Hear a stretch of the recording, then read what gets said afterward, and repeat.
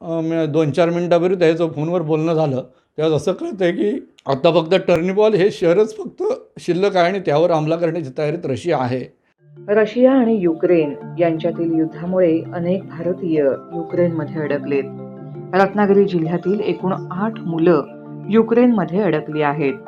त्यापैकीच एक म्हणजे मंडणगड तालुक्यातील अनंत कोबनाक यांचा मुलगा आकाश कोबनाक होय. तो युक्रेनमध्ये वैद्यकीय शिक्षणासाठी गेला आहे. नुकतंच भारत सरकारने काही विद्यार्थ्यांना परत आणलं. त्याचप्रमाणे आपला मुलगा आकाश हा देखील परत यावा यासाठी त्याची आई मयुरी आणि वडील अनंत कोबनाक देवाकडे प्रार्थना करत आहेत. दरम्यान आकाशशी संपर्क साधून त्याच्याशी सद्यस्थितीत तिकडे काय सुरू आहे हे देखील आम्ही जाणून घेतलं.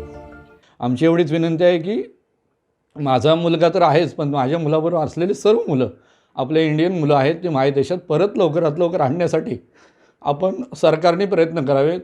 प्रसारमाध्यमांनी त्यासाठी पुढाकार घेऊन प्रयत्न करावे की जसे आज आपण करत आहात अशा सर्वांनीच प्रयत्न करून सर्व विद्यार्थ्यांना सुखरूप कसे घरात येतील यासाठी जास्तीत जास्त प्रयत्न करावेत. कारण आता 2-4 मिनिटापूर्वी त्याचं फोनवर बोलणं झालं तेव्हा असं कळतं आहे की आता फक्त टर्निपॉल हे शहरच फक्त शिल्लक आहे आणि त्यावर हमला करण्याची तयारीत रशिया आहे. मात्र भारत सरकारकडून प्रयत्न चालू आहेत, मोदी सरकार पण प्रयत्न करत आहेत.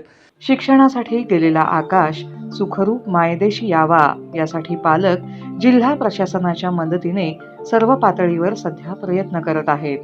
लवकरच त्यांच्या प्रयत्नांना यश येऊन आकाश आपल्या घरी परत येईल ही अपेक्षा. आकाश असं काही एकदाच बोललेला की आई असं असं वातावरण आहे तिथे, पण आम्ही बोलत होतो त्याला की तू तिकीट काढ, पण त्याला तिकीटच मिळत नव्हते. तर 5 तारखेला त्याला तिकीट बुक केलेली होती त्याने, तर मला बोललेला की आम्ही 5 तारखेला येईन म्हणून. पण ते येण्याच्या अगोदरच हे सगळं वातावरण तिथले बिघडलं आहे. आता आम्हाला तर खूप काळजी वाटते की आमचा मुलगा कसा परत येतो आमच्यापर्यंत. एवढे म्हणजे असं म्हणजे पायाखाली वाळू सरकली आमच्या. तर मी सर्वांना विनंती करेन की आमची मुलं आम्हाला इंडियावाल्याने लवकर म्हणजे घरी आणावे, एवढेच मी सरकारला विनंती करेन.